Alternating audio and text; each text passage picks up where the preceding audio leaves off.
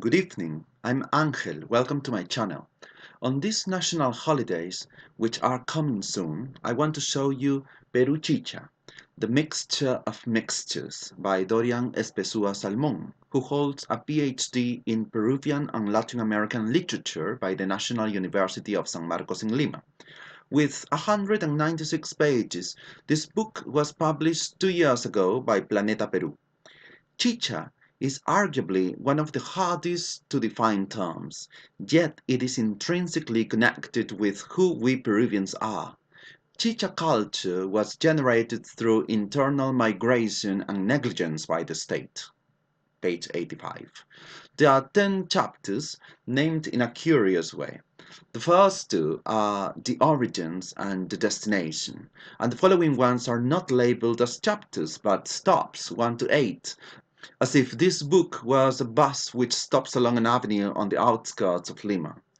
In The Origins, the author's hometown, Puno, is presented in an idealized way, with a middle class having Spanish and foreign surnames, an Andean city, old and ready to appear on a postcard until it became Chicha, until they arrived. Its architecture was destroyed, and its new authorities believed such destruction meant development. I understand Chicha here as bad taste, and I admit I agree. The development of this culture in Puno, and I would say the rest of our country, is explained in this simple, effective way, drawing an analogy with fruit. First stage, fruit. Separate groups, one segregating and others segregated. I'd add each group in the place they are supposed to be. Second stage, fruit salad, both an ethnic and cultural mixture. There are such concepts as syncretism and transculturation. And the third stage is fruit juice, mixture, homogenization or hybrid culture in which the blending process has not stopped. Peruvian style modernity in which one can speak Aymara and English while having a heavy accent in Spanish, our official language, page 28. Everything is chicha. In current Puno, nobody wants to be called an indigenous person, that's page 29. In the destination, we are introduced to Ciudad de Dios, a former slum in the district of San Juan de Miraflores in Lima, which started as a result of land invasion and which, like in the whole country, displays some very common customs: urinating in the street, catcalling, turning the pavement into a bar, and so on. There are memoirs which depict that sequence, grandparents, children, grandchildren, which is parallel with indigenous mestizo Chicha. So, Chicha has a unifying aim. First bus stop, the Chicha individual. Shocking examples of people who are the result of mixture and how these mixtures mix, although it sounds like a tongue twister. Professional jargon like surprise, mixture, miscegenation, and cultural matrix. The many aspects of Chicha blended as an agent of transculturation rather than acculturation to unify in a frame of difference. Second bus stop, Chicha architecture.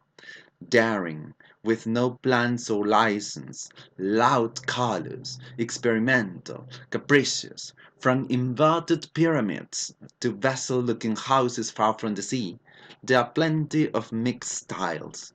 Third bus stop, Chicha economy. That desire to become a self-made man or woman, that transition from informal to formal jobs despite the state instead of thanks to it. Fourth bus stop, chicha food, especially in a country like Peru, which is so proud of its food.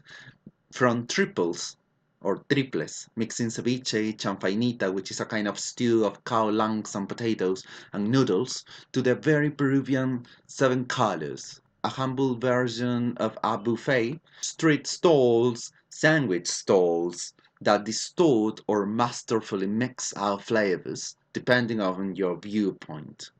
Fifth bus stop, Chicha clothing, Surprising information and second-hand designer clothes arrive into our country through smuggling.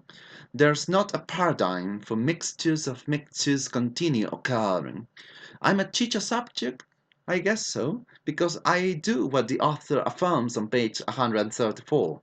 A Chicha citizen never buys seasonal shoes or clothes until they go out of season and cost 50% less. Sixth bus stop, Chicha music. These words killed me on page 141.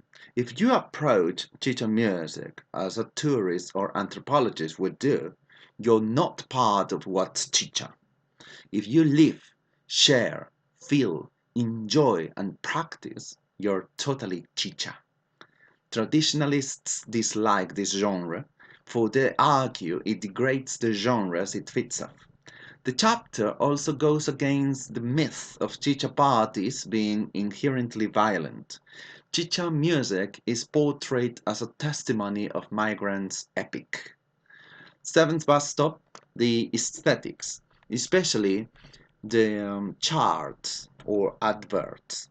Anybody who has visited Lima must have seen those adverts with a black background and phosphorescent letters that even look invasive. If I bought this book, it was because of this cover that reminds me of that aesthetic.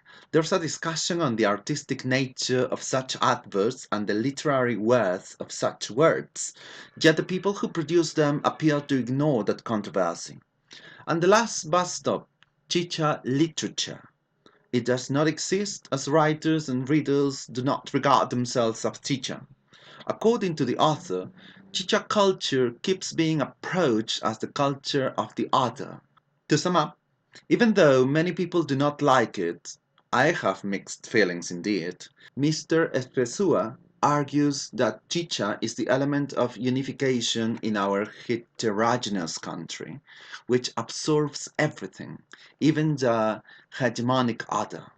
So, I have to say happy national holidays, Peru, our Chicha country, and happy national holidays, Chicha compatriots.